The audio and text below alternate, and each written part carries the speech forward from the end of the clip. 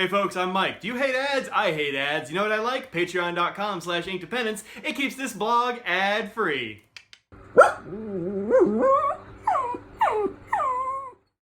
Hello folks, welcome to Inkdependence. I'm Mike, and today we're talking about these pens. These are brought to us by Dromgoole. Thank you very much, Dromgoole, for giving me these for review. I was actually walking around the Dallas Pen Show with my mom and my sister, and they looked at these, and my sister said, Mike, have you reviewed these yet? And I said, no, I haven't. And so Michael Dromgoole was standing there and said, hey, here, take some to review.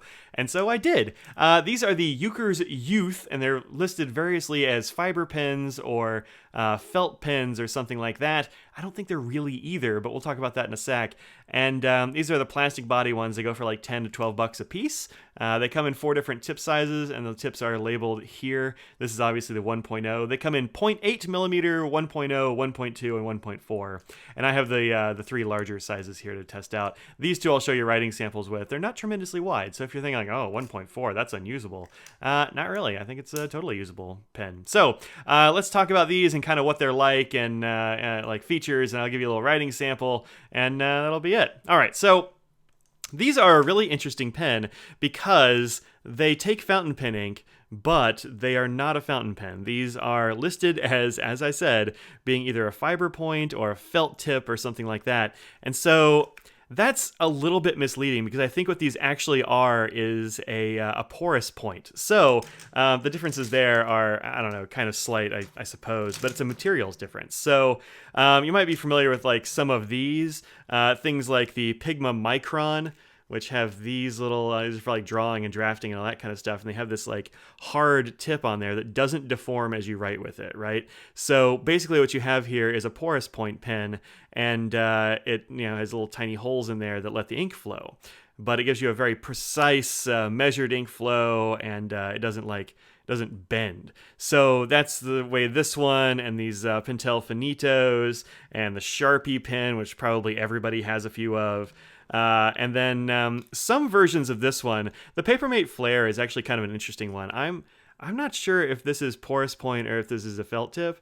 I know I have some sign pens somewhere that are definitely felt tips. This might be a porous point, but they're usually listed as like felt tips, which is kind of interesting.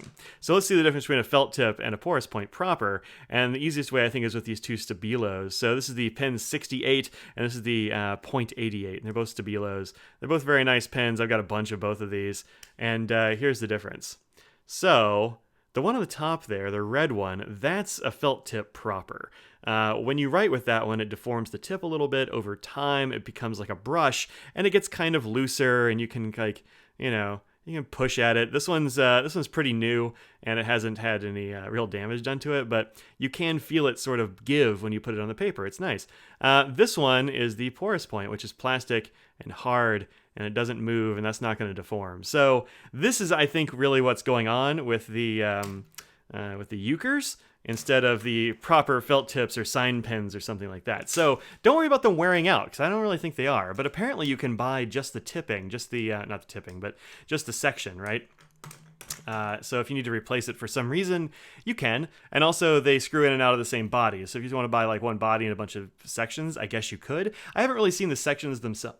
The sections themselves for sale, but I'm sure they are somewhere. So as you see, I just unscrewed that. It's very easy. There's nothing in here. It comes with a cartridge. Michael Dromgoole said that I probably ought to just go ahead and use a converter for these, and they take a standard international cartridge or a standard international converter. And I'm glad he gave me that advice because one is like I'm very impatient and I don't like to put a cartridge in and just like wait for it. Like you can just like go like this or swirl it or just. Sometimes I will just put it, cap it, put it tip down in a shot glass or something, and just wait, or put it on a pen stand or something and just wait for a while. But if you use a converter, then you can make it load up very much quicker. You can fill it just like you would fill a normal fountain pen. That is, you put the converter in the pen, you screw down the piston, and you put it in the ink, and you screw up the piston, and it'll draw ink in, no problemo. Because mostly it's drawing into this little hole. Right there. So that little hole will suck up the ink. A little bit will probably come through the tip as well, but I think most of it's actually going through this hole because when you shoot ink out of this, it actually comes out of the hole first and not the tipping, which makes sense. I mean, this is a little porous point. It's not going to have very much ink flow to it. So here's the thing about these pens, and that's I've heard on, I don't know, in various places, I haven't really seen any videos on these, but that you can clean these out very easily and all that sort of thing. And so I was like, well, let's see how these work. So this one I actually filled up first, and the first ink I put in it was this one, which is Pelikan Edelstein Star Ruby. It is a sort of bright pinkish red magenta-y color, and I like the color, but I wanted to see how it would work in this pen, and the answer is like not great. So Pelikan inks are on the dry end of the spectrum. Edelstein less than the 4001 inks, but still fairly dry, and it only worked kind of okay in this pen. I got after I filled it up, like immediately it wrote great, no problems at all. It gave me a nice little bit of shading. It was a little bit on the pale side, which I'm not surprised about. But yeah, it was fine. But then the next day I could not get this darn thing to write, and getting it to write was a constant struggle with this Pelikan ink. And I'm like, oh no, this is a problem. And then I was like, let's take it a step further and let's use something like a Sheen Monster ink, right? So I put in this one, which is Organic Studios Ernest Hemingway Santiago Sea Blue. This is a hella sheening ink. You can actually see it got a little bit of ink on the box, because you open this up and it's got those little shards of bullshit that we all know and love, where you take the cap off and little pieces of ink fall off, and then like they just turn blue and like ink everything around them. I'm not going to open this today for that reason, but I was like, I want to see what this does with a crazy amount of sheen in one of these. So I put it in here, and immediately it wrote very nicely, but it quickly bound up and I could not get it started again. So I went, well, I mean, look, these were a serious test for these Yookers. So let's put something in there entirely different and see how that works. So I clean these out, and they do actually clean out very nicely. They clean out just like a fountain pen, more or less. I use a, what do you call it, a nasal syringe or whatever, like the little bulb syringe. Just put it in there and like squeezed it, and it blasted ink out of here until it was pretty clear. The only trick with that is that since the tipping here is so small, that really a lot of the water comes out here. And so what I would do is I would sort of, where's that hole? I lost it now. There it is. It's on here on this side.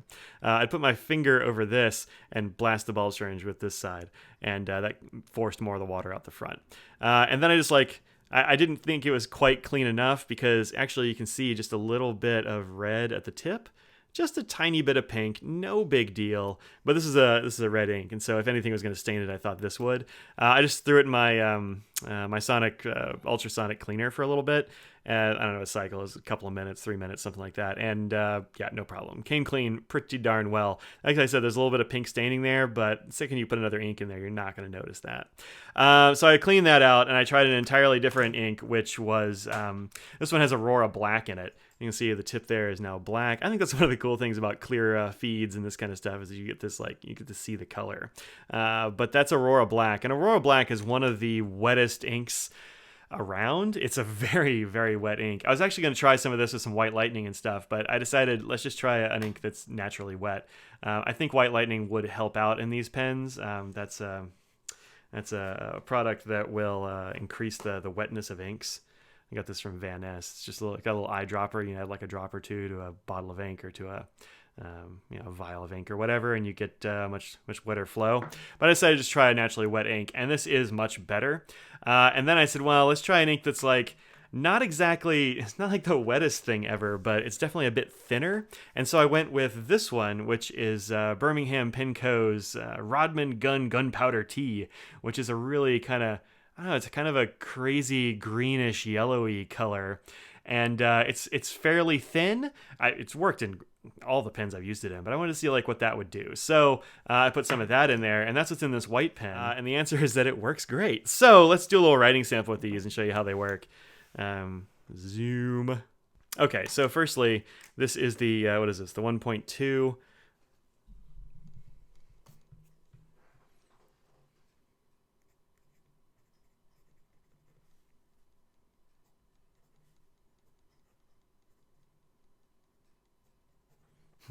Yooth Youth. But yeah, no problems here. Oh, I missed it out. Yeah, so this is definitely the gunpowder tea. And yeah, no problems. It starts up right away. I haven't had any problems with this binding up. I let it sit on the desk for several days without using it, just to see what would happen. And I think it looks pretty darn close to what I was expecting. It's a little bit of a different color, perhaps. So this is the same ink in a different pen. This is in a Franklin Christoph Flex nib, but very similar sort of color. I get a little bit more like a little more of that yellow-green color out of this much wetter Flex nib. These do run a little bit dry naturally, I think, these Yookers, because of the porous point nature of them. But yeah, no problems getting this thing to write. It's a slightly different color, but I mean, like, that's okay. I think it's just like giving me different aspects than the very wet version here. And then this one is the Yooker. Was this 1.4? Yep, 1.4 millimeter. This is Aurora Black. And I haven't really had any problem here either. This one has actually given me a couple of hard starts, even with Aurora Black, and I was a little bit worried about that. But the way to get it started again for me is I kind of went like this and just like scribbled a bit on the tip right here. That's where the holes are. It's not on the side, so it's not like a fountain pen exactly, but here. And it starts up, pretty much right away. So I think that these are really interesting pens and not just some kind of novelty or something. But I also think that probably you're going to want to be careful about what ink you put in there. I didn't have any problem cleaning out any of these pens. And like I said, I had them inked with super sheeners and like dryish Pelikan inks and stuff like that. But they all rinsed out very easily. And once I put inks in there that I think more take into account like the nature of these pens, I haven't any problems with them. And actually, they're quite nice to write with. They feel good. They're a little bit draggier, I suppose, than a fountain pen. Fountain pens have like a cushion of ink on the tip that just like glides, and so it's a very smooth feel. And then rollerballs and gels, like they vary in between. These are somewhere maybe a little bit more, a little bit draggier than like a gel or a rollerball, but somewhere around like a ballpoint or something, and like something like all the rest of these, where you're like rubbing a material against a paper. Less than a pencil, more than like a lot of pens. But these are pretty cool because you can fill them with fountain pen inks. Just, you got to be a little bit... you gotta pay attention to what fountain pen ink you put in there. I don't think I would put sparkle inks in these things. I was gonna try that, and I was like, that's a formula for a disaster. Like this is a sparkly ink, and I don't think these little bits would go through those porous points very well at all. So I decided to skip that experiment because I didn't want to be frustrated or waste a bunch of glittery ink. So I'd say keep the super sheeners and the glittery stuff out of here. Use your wetter inks. If you have an ink that's like out of control wet, throw it in here. If you want to try out some like white lightning or something, try it out in here. I haven't had any problems, cleaning stuff out. So there's like little risk, but and they're $10 a piece, so it's a fun thing to play with. I'd say, throw one in your cart next time you go to a Dromgoole's or some such. Tell Dromgoole's I said hi, and that you saw this review here, and try out the Yooker and enjoy it. Tell me what inks you've used in these things, if you've used them before, because, these have been out for 2 or 3 months anyway. 2 or 3? Man, maybe it's only been like 2. Anyway, whatever. They're kind of new, but maybe you've got your hands on one, you've tried some inks.